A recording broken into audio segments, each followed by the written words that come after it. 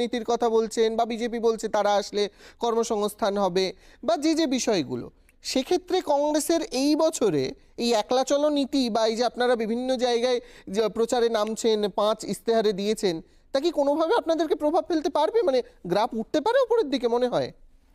দেখো, একেবারে শুরুতে বলি, তোমার এই আলোচনার না আমি বিশেষত এই পর্বের আলোচনাকে আমি 3টে ক্লাস্টারে ভাগ করতে পারি। তুমি 3টে ক্লাস্টারের মধ্যে প্রথম যে ক্লাস্টারটা, সেটা অবশ্যই তুমি কংগ্রেসকে নিয়ে কনসার্ন এবং কংগ্রেসকে এই প্রশ্ন করবে, এবং এটা তোমার অ্যাবসলিউট রাইট আছে, মানুষের জানার অধিকার আছে। আমি শুরুতেই বলে নিই যে এই দুর্গাপুর আসানসোল অঞ্চলে বিমলদাকে ধন্যবাদ, উনি এমন একটা সময়ের কথা বলেছেন, সত্যি সেটা গোল্ডেন টাইম, এবং সেই পর্যায়টাকেও যদি ধরে রাখা যেত তাহলে আজকে এমন দুর্দশা হতো না পশ্চিমবাংলার ইন্ডাস্ট্রির ক্ষেত্রে, বিশেষত যেখানে ইন্ডাস্ট্রিয়াল একটা বেল্ট তৈরি করা হয়েছিল, স্বপ্ন নিয়ে করা হয়েছিল, ওই আসানসোল দুর্গাপুর ইন্ডাস্ট্রিয়াল বেল্ট। সেটা শুধু কয়লা না, স্টিল, সেটা শুধু স্টিল না, চিত্তরঞ্জন লোকোমোটিভ ওয়ার্ক, এবং আমরা জানি ওখানে বলে শেষ করা যাবে না এতগুলো ইউনিটস তৈরি হয়েছিল, তারপরে তাকে রক্ষা করা যায়নি। এবং আমাদের ক্রমবর্ধমান অর্থনৈতিক ক্ষয়িষ্ণুতা ওই জেলাতে, এবং সেক্ষেত্রে যেখানে কৃষি কার্য, সেখানে অ্যাগ্রো ইন্ডাস্ট্রি তৈরি হতে পারতো, ইনফ্রাস্ট্রাকচার তৈরি হতে পারতো, সেটা হয়নি। এখন প্রশ্নটা হচ্ছে যে এর মাঝখানে কংগ্রেস কোথায়? এর মাঝখানে কংগ্রেস এখানে, অনেকেই জানে যে দীর্ঘ সময় ওখান থেকে কংগ্রেস জিতে এসছেন, বিশেষত আনন্দ গোপাল মুখোপাধ্যায়, উনি প্রদেশ কংগ্রেস সভাপতিও ছিলেন, এবং তার পরবর্তী সময় জিতে এসছেন লেফটে। কিন্তু একটা জিনিস আমি এখানে বিশেষভাবে বলবো, যেটা একটু আগে অয়নবাবু বলছিলেন, ওনার 2014 থেকে ইটস নট দ্য হিস্ট্রি, ওটা হিস্ট্রির কখনোই কোনো পরিসংখ্যান হতে পারে না। তার কারণ উনি যাকে ঘিরে বলছেন সেই বেসটাই চলে গেছে আলটিমেটলি তৃণমূলে, তিনি সমেত তৃণমূলে। সুতরাং এই হজা বড়লার মধ্যে গিয়ে লাভ নেই যে ভোট কাটল কত হবে, কিভাবে হবে। কিন্তু আমি একটা কথা তোমাকে বলতে পারি, মানুষ একটা পার্সপেক্টিভ খুঁজছেন। এই যে ন্যারেটিভ, তুমি এবং আমি, ইদার তুমি আমার সাথে আছো অথবা তুমি আমার বিপক্ষে, নো, মাঝখানে একটা স্পেস আছে, যে স্পেসের কণ্ঠস্বর আছে। সেই কণ্ঠস্বর যখন বলে শিক্ষা কোথায়, স্বাস্থ্য কোথায়, দাবি করে বেকারিত্ব থেকে মুক্তি চাই, দাবি করে এই ভূমিতে দাঁড়িয়ে, আমি পশ্চিম বর্ধমানের কথা বলছি, এই ভূমিতে দাঁড়িয়ে যেখানে আমার পূর্বপুরুষরা বা আমার পূর্বজরা সেখানে বিভিন্ন সময় অর্থনৈতিকভাবে স্বাবলম্বী হয়েছিলেন, কেন্দ্রীয় সরকারের সংস্থা, রাজ্য সরকারের সংস্থা, তারা আজকে তাদের তাদের তাদের সন্তান সন্ততি আজকে বেকারিত্বের জ্বালায় ভুগছে কেন? অর্থনীতির কাঠামো ভেঙে পড়ছে কেন? এই যে মাঝখানে স্পেসের কথাটা বলছি না, সেটাই কংগ্রেসের ঐতিহ্য। তুমি হয়তো 2% দেখাবে, আমরা তো 0 ছিলাম, 2% তো ইজ মাচ, আমরা 0 ছিলাম। মাঝখানে দেখিয়ে মানুষের চোখে, আমি তোমাকে একটা কথাও বলবো না যে আমরা এত সিট পাবো বা ইত্যাদি, আমি শুধু যেটা বলতে চাইছি, চেতনাকে আঘাত করা গণতন্ত্রের একটা ধর্ম, মাল্টি পার্টি সিস্টেমের ক্যারেক্টারটা একটাই। আমি এখানে শেষ করে নিই, আমি বেদান্ত শেষ করে দিই। আমি শুধু এই কথাটা বলতে পারি, এটা শুধু আশাবাদিত্ব না, আশাবাদী শুধু আমাদের দলের পক্ষে না, আমরা যে প্রশ্নগুলো তুলছি, মানুষকে কনসার্ন করছি, সচেতন করছি, এটা মানুষের জন্য। সুতরাং এটা টু ওয়ে ট্রাফিকিং, শুধু একদিকে নয়, দুপক্ষেরই। আমরা জনগণকে কানেক্ট করতে পারছি, এটা আমাদের সম্ভবত একটা অনুমান হচ্ছে। একদমই তাই। ভান্ডারের ইস্যু ছিল চন্দনদা। দেখো, আমি একেবারে শুরুতে যেটা বলি, আমি আবারও বলছি, হিস্ট্রি 2014 থেকে শুরু হয়নি, আর ইতিহাসের একটা গভীরতা তো আছেই। তুমি এখনো পর্যন্ত তোমাদের প্রতিবেদন দেখালে কি ছিল, আর কি রুগ্ন হয়েছে, আর কাকে সমৃদ্ধ করতে হবে, তো ইতিহাস তো একটা রুট, তাকে তো কালচারে আনতেই হবে। This is one point. Second point হচ্ছে, হ্যাঁ, কোনো বিশেষজ্ঞ তার নিজস্ব মতামত কোনো একটা সময় থেকে শুরু করতেই পারে, যেখানে দাঁড়িয়ে এই মুহূর্তে কিন্তু ওখানে বিজেপির শক্তি নয়, এখানে যদি পার্লামেন্টের কথা বলো তাহলে সেখানে তৃণমূল পার্লামেন্টারি।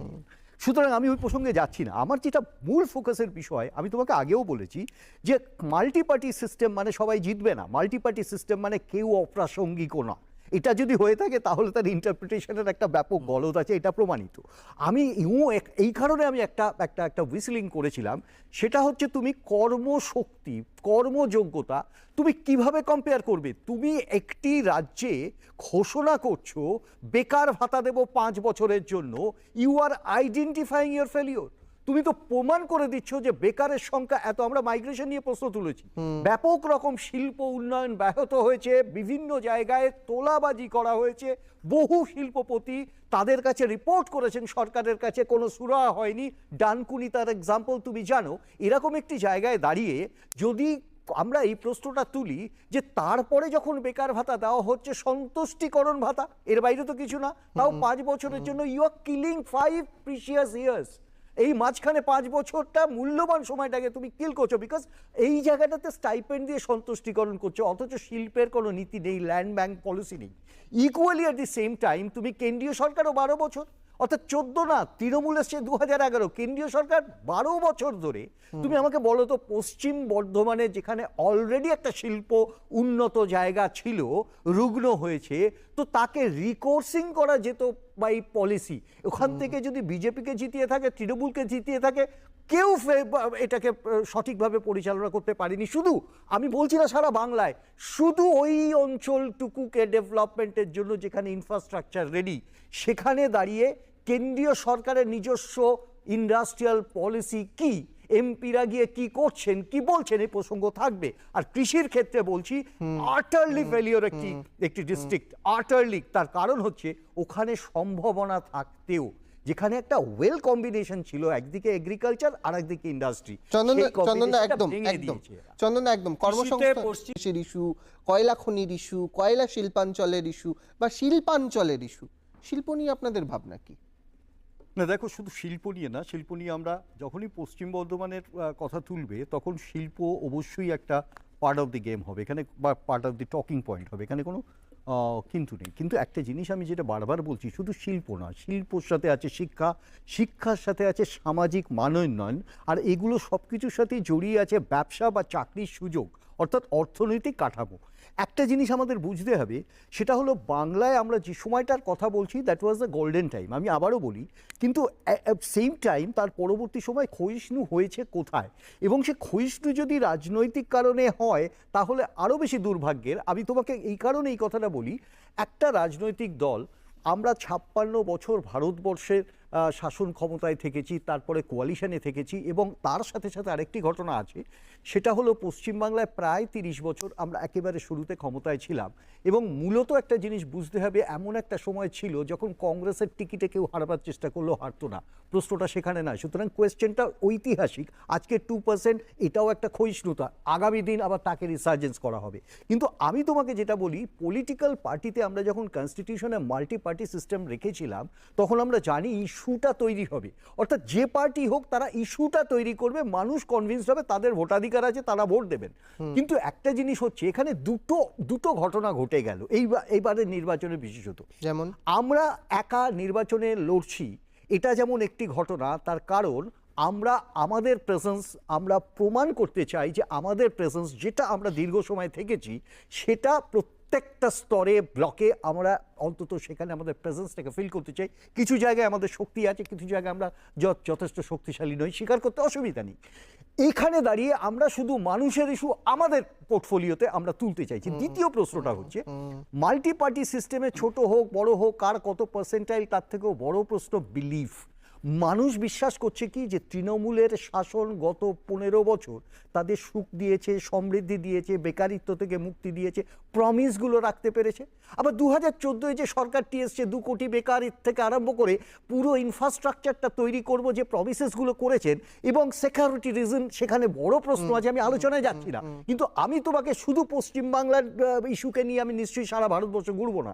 কিন্তু একটা জিনিস আমি বারবার বলতে চাইবো, সেটা হচ্ছে যে 48 বছরের সর্বোত্তম বেকারিত্বের যে জায়গাটা সারা ভারতবর্ষ সাফার করছে, এটাও কিন্তু আলটিমেটলি সুখকর নয়। পশ্চিমবাংলার এখানে শেষ করি, পশ্চিমবাংলার দেনা 8,15,000 কোটি টাকা, ভারতবর্ষের দেনা 214 লক্ষ কোটি টাকা। এটাকে আমাকে প্যারিটিতে বুঝতে হবে। আমি দাবি করব অর্থনীতিতে আমরা তৃতীয়, অথচ আমার জিডিপি কম্পারিশনে 82.06%, যে টাকাটা উধারির টাকা।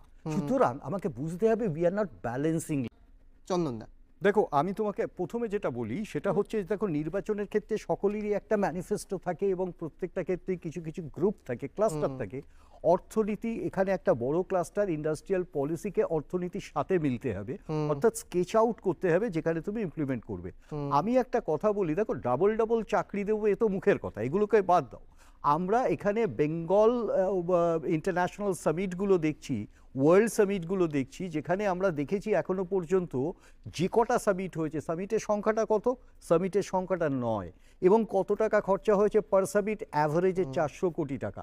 তোমাকে মৌ সংরক্ষিত হয়েছে কতগুলো, স্বাক্ষরিত হয়েছে কতগুলো, সেখানে তুমি দেখবে সেই নাম্বারসটা প্রতি বছরই 3000, 3500 ছোট বড় মিলিয়ে হয়, অথচ তুমি এটা ভিজিবল নয়, অর্থাৎ এটা অপটিক্স তৈরি করবার জন্য সামিটগুলো করা। এখন আমার প্রশ্ন হচ্ছে, আজকে নির্বাচনী ক্ষেত্রে প্রধানমন্ত্রী বলো বা মুখ্যমন্ত্রী বলো, যে প্রতিশ্রুতিগুলো দিচ্ছেন সেগুলো তো ইলেকশন বাউন্ড, একে ইমপ্লিমেন্ট করতে হবে, শুধু প্রতিশ্রুতি না, সেই প্রতিশ্রুতির সাথে পলিসিটা দিতে হবে, যেটা মানুষ বুঝবেন ইয়েস দিস ওয়ে। একদিনে তো ডেভেলপমেন্ট সম্ভব না। ধরো একটা 12 বছরের সরকার, আমি তৃণমূলকে আর নতুনভাবে কিছু বলছি না, ইন্ডাস্ট্রিয়ালাইজেশনের উল্টো দিকে হেঁটে কি করেছেন আমরা জানি, কিন্তু 12 বছরের একটি সরকার, কেন্দ্রীয় সরকার, তার এত বড় অ্যাপারেটাস, তুমি বলো আজকে নর্থ বেঙ্গল ডেভেলপমেন্টের ক্ষেত্রে উজাড় করে দিয়েছে। হয়তো লাস্ট নির্বাচনে কিছু কমে গেছেন, ইনফ্যাক্ট 12টাতে নেমে এসেছিল, নর্থ বেঙ্গল সাফার করেছে, এবার শূন্য নর্থ হয়ে যাবে। বেঙ্গলকে তো বুঝতে হবে যে নর্থ বেঙ্গলকে দিয়েছেন ইনফ্রাস্ট্রাকচার ডেভেলপমেন্ট কোথায়। তুমি নর্থ বেঙ্গলে আজকে বঞ্চিত বললে হবে না, কারণ টি বোর্ডের প্রশ্ন নিয়ে আজকে প্রধানমন্ত্রী দেখলাম কে নিয়ে প্রশ্ন করেছেন। টি বোর্ড সেন্ট্রাল গভর্নমেন্টের অধীনে, পলিসি নেই। আবার আমি একটা কথা বলি, শিক্ষা নিয়ে আজকে প্রধানমন্ত্রী বলেছেন নর্থ বেঙ্গলে দাঁড়িয়ে, আমি বারবার বলি শিক্ষা দপ্তরের প্রতিমন্ত্রী নর্থ বেঙ্গল থেকে জিতে এসছেন, কোথায় পলিসি? এই প্রশ্নগুলো সাধারণ মানুষের প্রশ্ন, সেটা কংগ্রেসের হতে পারে, অন্য অনেক দলের হতে পারে।